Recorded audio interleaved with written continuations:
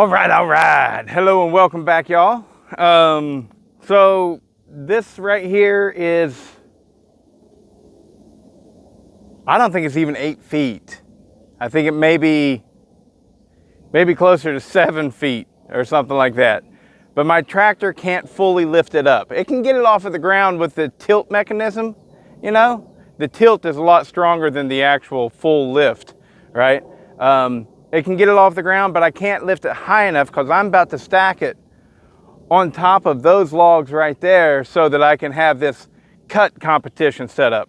So what we got to do is we got to whack off about 18 inches of this, and hopefully it'll be light enough then for my tractor to be capable of picking it up in the air, like, you know, yay high. And I figured what better time to get a little bit more break-in time on the Shindaiwa 757 that I built for a customer, because it is going to be running in that competition. And, you know, I've only done a handful of cuts with it so far. We are laced up with a 24-inch Tsumura lightweight bar, full comp chain, full chisel, Husqvarna C83. And this is the first time I've ran it since the last video I did on it, where after I ported it and I first ran it. So we're going to do several cuts, and then we'll have to roll the log so that we can cut it off. I don't want to hit the dirt. Let's see how she goes.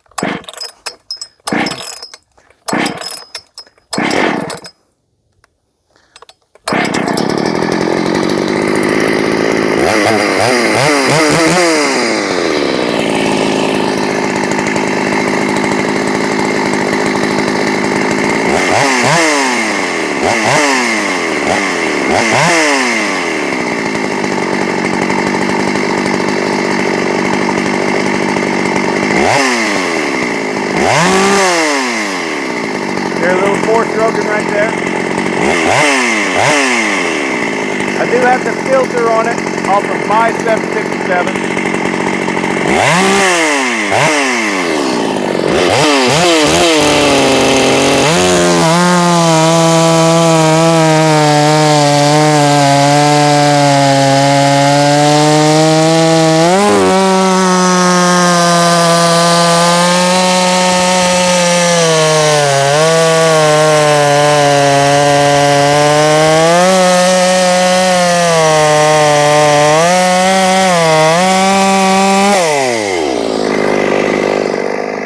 Damn, she cut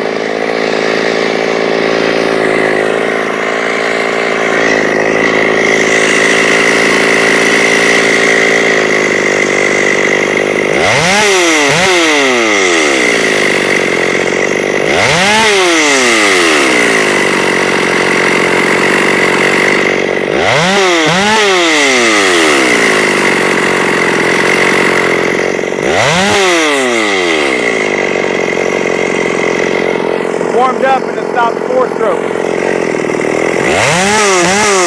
Got a little bit of it now.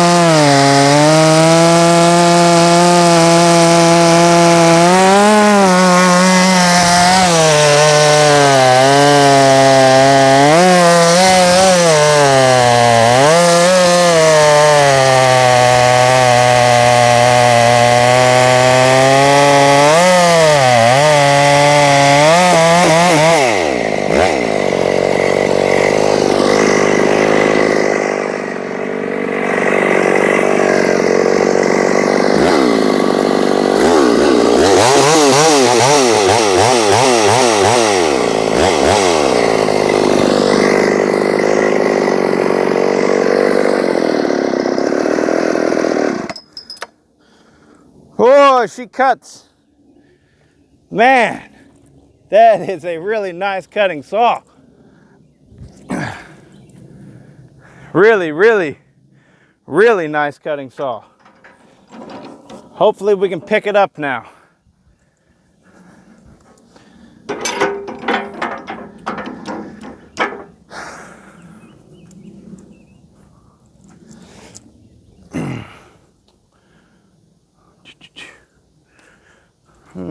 Yeah.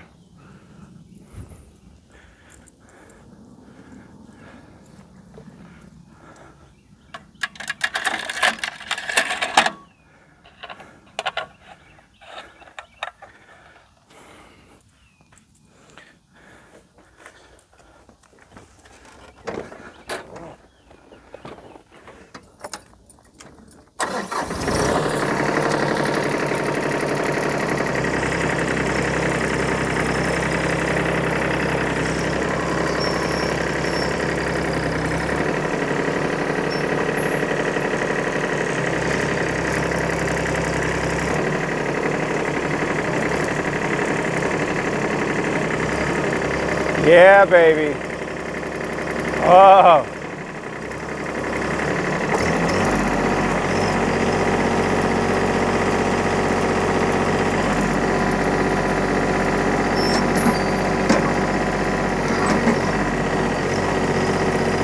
There we go. We can do something with that.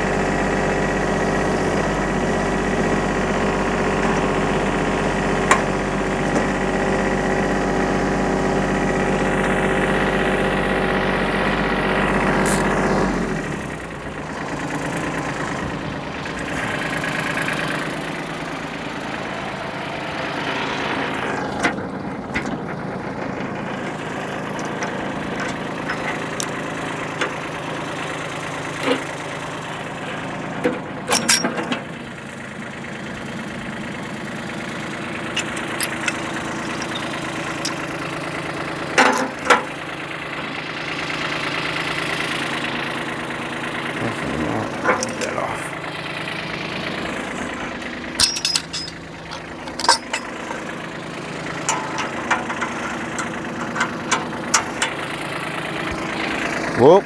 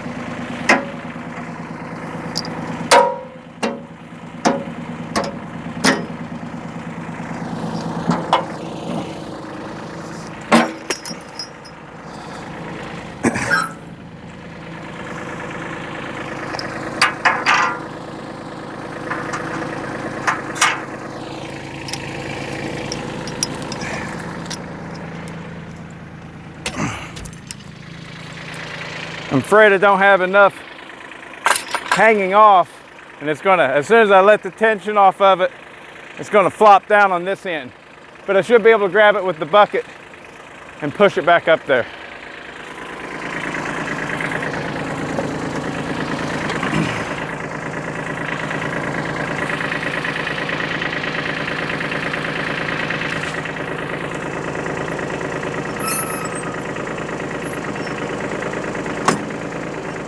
Oh, we're good.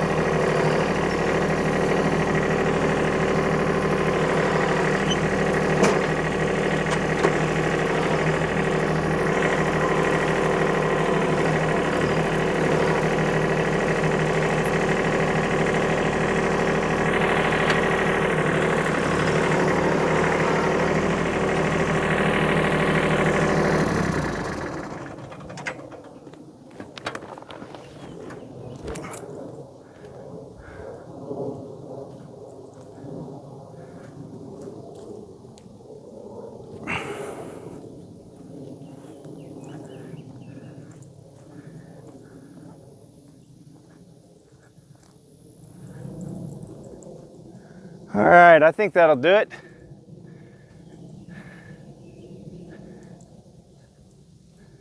Nice big oak log.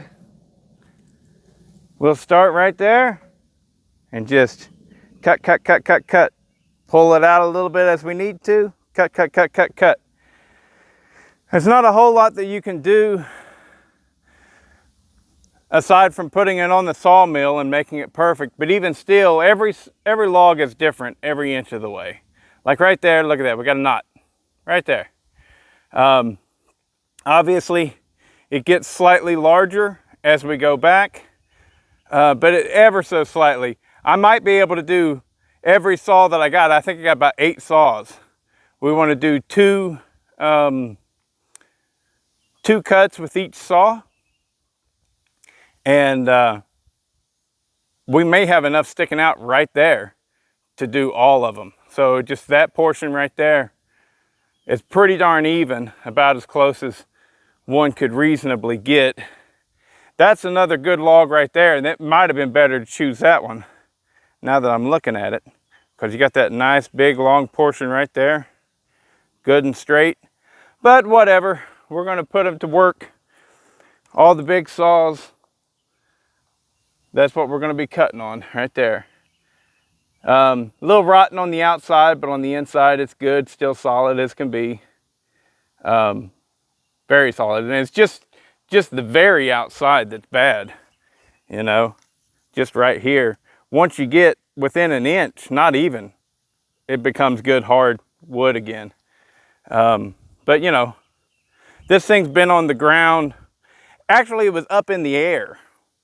This one, if you want to see what these came from, look at the video footage of me tuning in my first Husqvarna 2100, and I was cutting on this tree. It was way up in the air, so that's what kept it from rotting more than it has, decaying, whatever you want to call it, composting.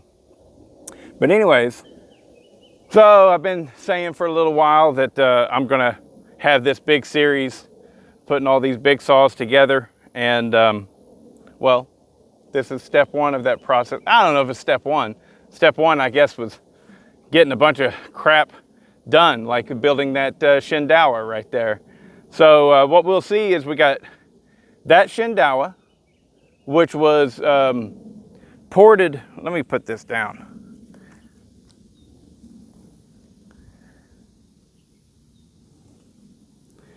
We got that Shindaiwa, which was ported, I would say, very conventionally.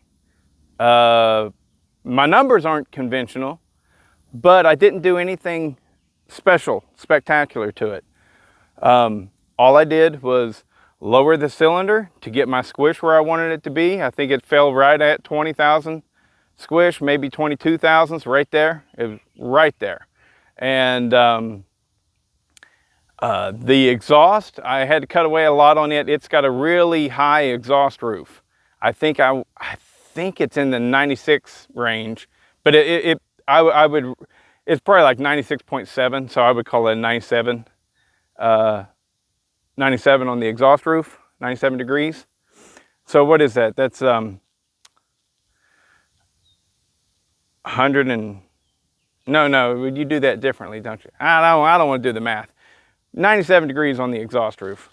The intake is freaking nuts. I think it's like 89 on the intake.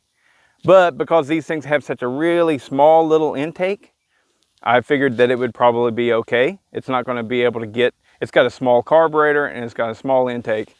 And so really, really high duration with that is acceptable because of how small everything is. And it's not getting any spit back at all. Thing runs stellar. I don't know how it will compare against my stock 372. Actually, it's not a 372. It's a 2171 Jonsered Cutter's Edge. I honestly don't know how it'll do. I've never pitted them against each other. But the real important thing to look at is measuring this one against my other 757, my personal 757, in which I trenched the cases. I cut the lowers much larger, the lower transfers much larger, and basically I want to measure this one against that one to see, was the extra effort worth it on my personal Shindaiwa. Honestly, I don't think it was. This thing right here is cooking. It's running really great, and I bet you it's right on par with the one that I put all that extra effort into. So, you know, but until we measure them, who's to say? You know, who's to say? The only thing I'm waiting on now for all of the saws to get tested, I might go ahead and start anyways, but so the company Longer is, I guess I would say, sponsoring the channel. Not really. They just sent bars and chains. And so I'm wanting this whole series to be using their bar, right? That way, you know, I'll be able to make, if there's 8 chainsaws, mixing and matching, I'll be able to make, you know, 12 or 15, 16 different videos, you know, of all these same saws going against each other, you know, see how they compare. And so that'll be really good for them. They were gracious enough to send me an extra one so that I can use as a giveaway. And so I will be giving away a nice 24-inch bar to a viewer at some point.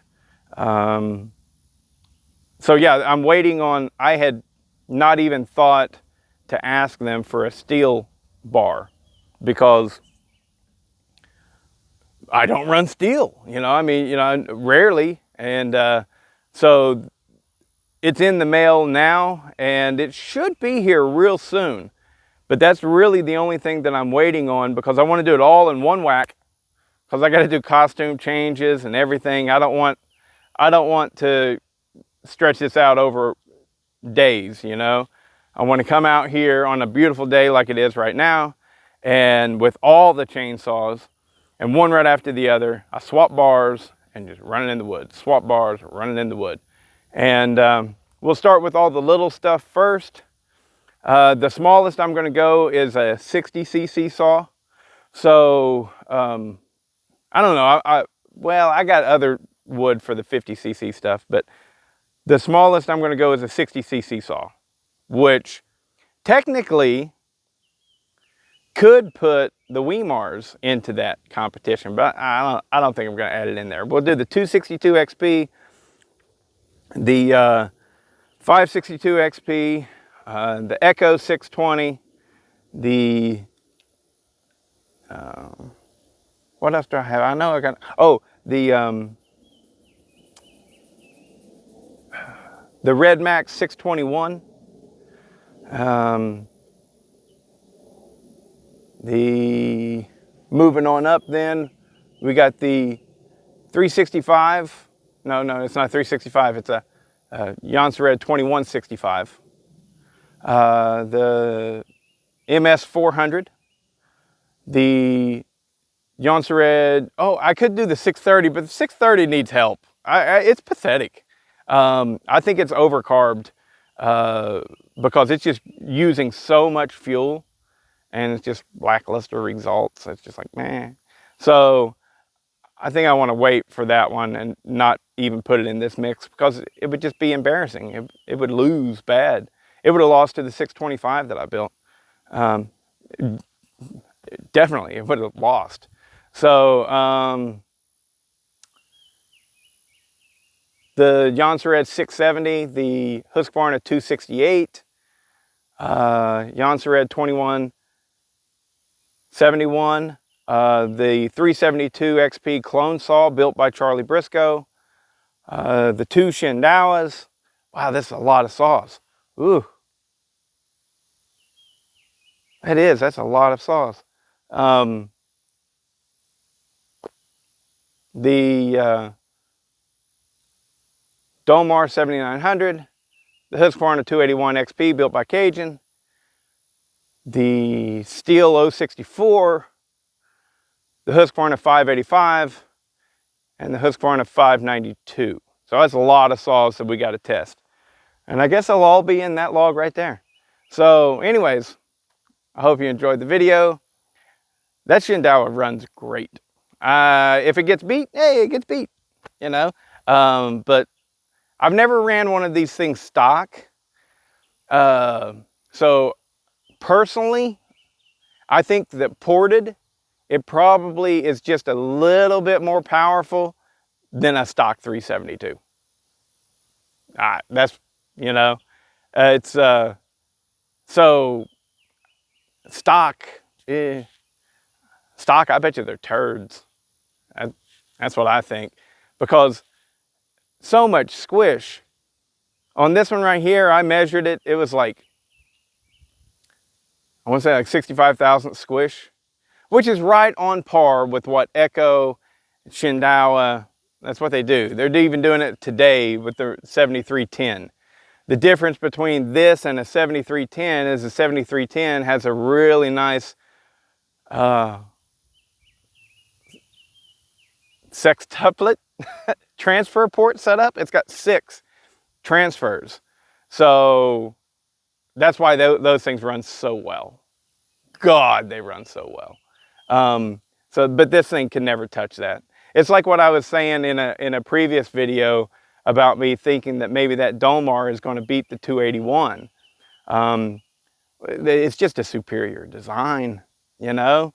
There's only so much that you can overcome without getting completely radical.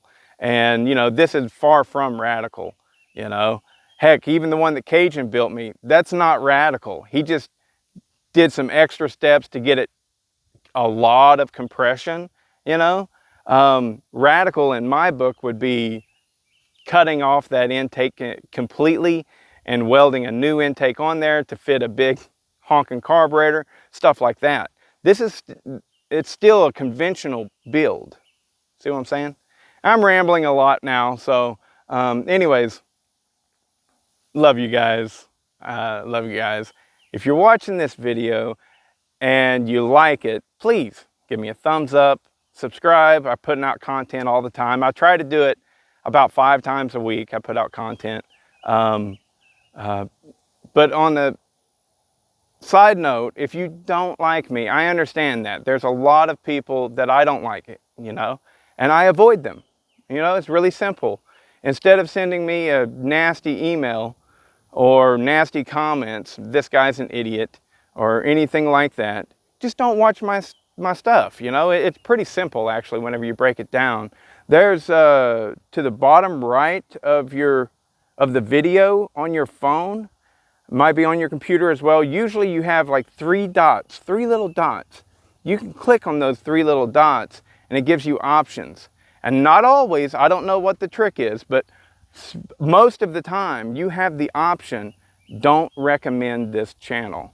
So if you don't like me, I would encourage you, honestly, I would encourage you to stop watching me, you know, because when somebody gets under your skin, you got to just let that go, you know, instead of getting angry and upset and then push off that hatred onto us creators.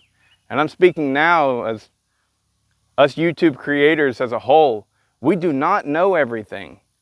We're far from it, far from it. But you watch us a lot of times, a lot of folks, seems as though they watch us and they go, this guy thinks he's a know-it-all. And they want to drag us down. And it's like, no, we're just sharing our experiences. And this is what we've learned and what we think that we know. And so we're sharing it. And if it's helpful to you, then give the thumbs up and subscribe. If it's not helpful to you, go away. Find somebody else that you enjoy. Just that simple. All right, later, guys.